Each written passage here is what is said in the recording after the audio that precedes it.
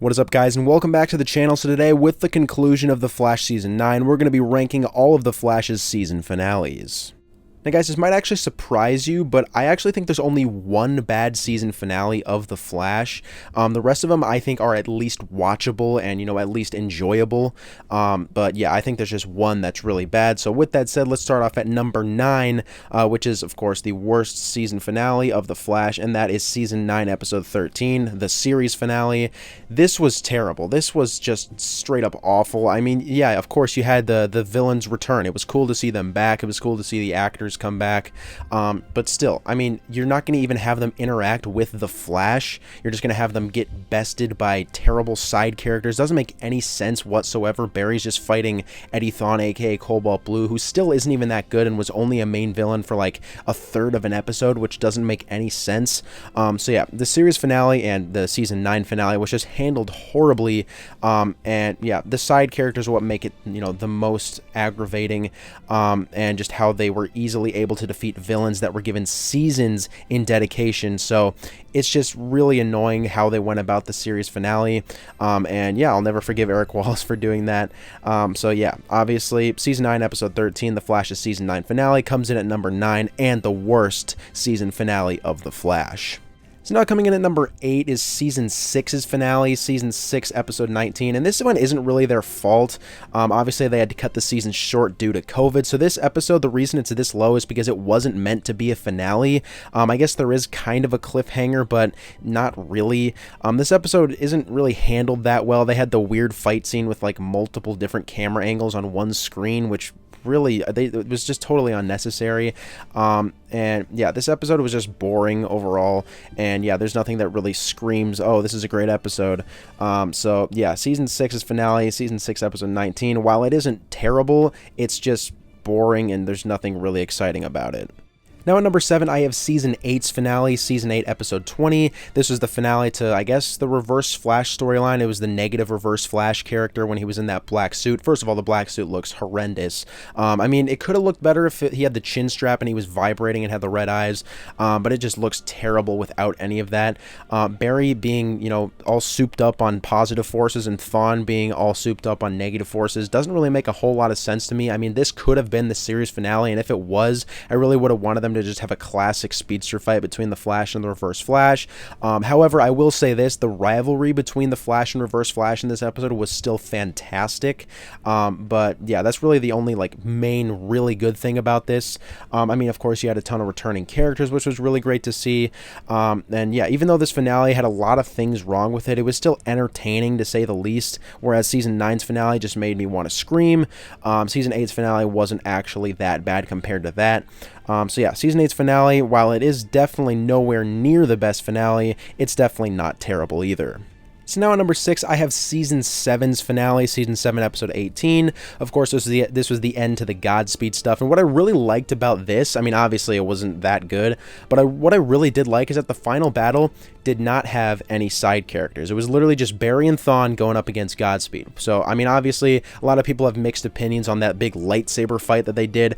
I personally didn't really like it. I mean, I didn't exactly hate it. I thought it was kind of cool at some parts, but I thought it would have been way better if they just had a regular old speedster fight. Yeah, and then of course Reverse Flash almost killing Godspeed. I thought that was a really cool scene, which eventually led into Barry showing Thawne his true speed and how fast he's really gotten, which was a really great scene as well. Another thing I loved about this episode, Cisco, this is his last episode on The Flash. He was really great.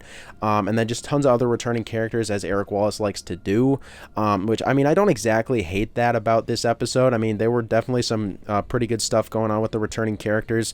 But the one thing that was kind of ridiculous is just the lightning constructs that they would always create, like Bart and Nora, and then that Godspeed clone fight, they're literally just standing there. They're not even using their speed. They're just like standing there and using powers from their hands, which, I mean, I guess if it's not the final fight, I guess I don't care a whole lot, but still, that was kind of annoying right there.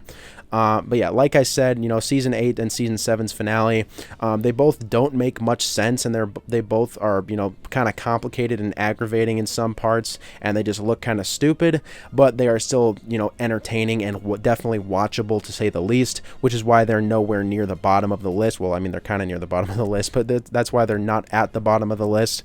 So yeah, Season 7's finale coming in at number 6.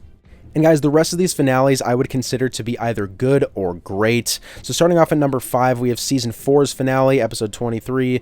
And this one, you know, it wasn't exactly...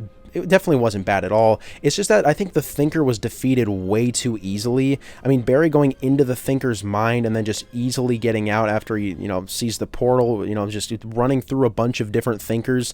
It's kind of a ridiculous way to have a final battle. I mean, I get it is the Thinker, and, you know, it kind of wouldn't make sense that something would happen in his mind for the final battle, which I don't hate the idea of, but I don't think they went about it the right way.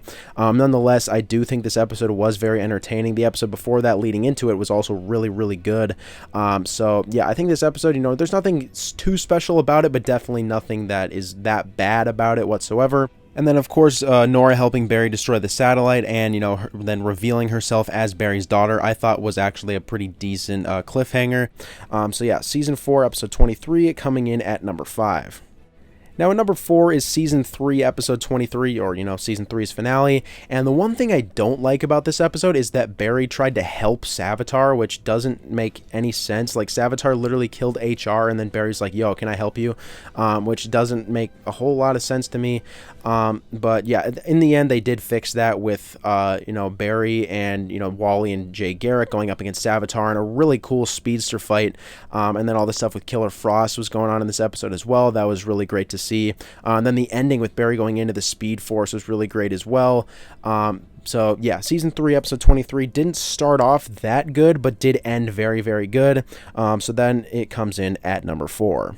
Now, guys, the top 3 finales here I would actually consider to be really good finales or great finales. So starting off at number 3, I have season 5's finale, episode 22, and this one I think was actually really underrated. Of course, you know, the first, I guess, third or half of the episode or so is focused on, you know, stopping Cicada, just wrapping all that stuff up, which that was one part that I didn't exactly like, because they kind of just like, it felt like they were trying to like wrap up the Cicada stuff really fast so they could just get onto the Reverse Flash stuff, which, I mean, yeah, Reverse Flash is a better villain than Cicada, obviously, but why not just wrap up Cicada stuff in the episode before and then, you know, have an episode dedicated to the Reverse Flash? I think that would have been really cool as well.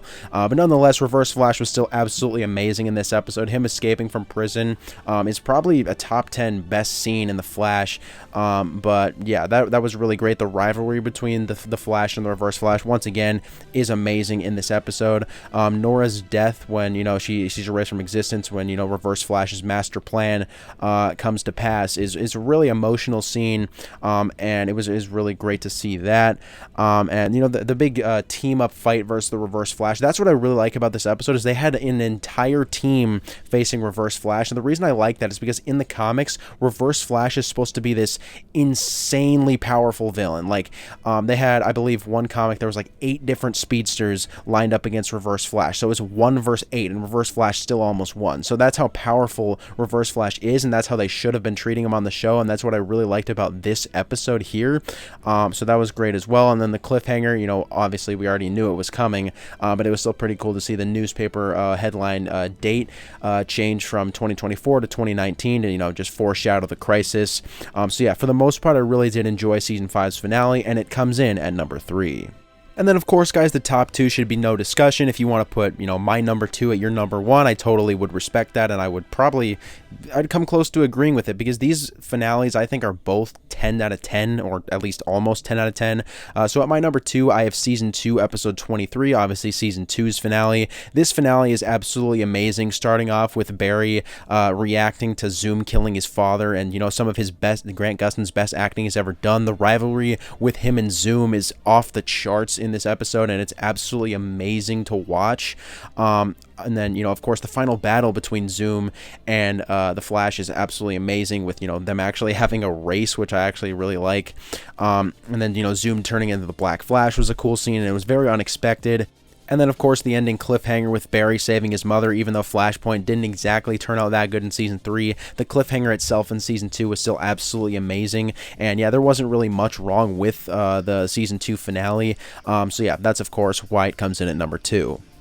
And then, of course, at number 1 is Season 1's finale, Season 1, Episode 23. And this finale, I think, is just a little bit better just because I love the aspect of time travel. I mean, obviously, they did time travel in the Season 2, Episode 23, Season 2 finale, rather. But Season 1's finale, it's really focused on that for a majority of the episode and really just focused on Reverse Flash's master plan and how he almost got it.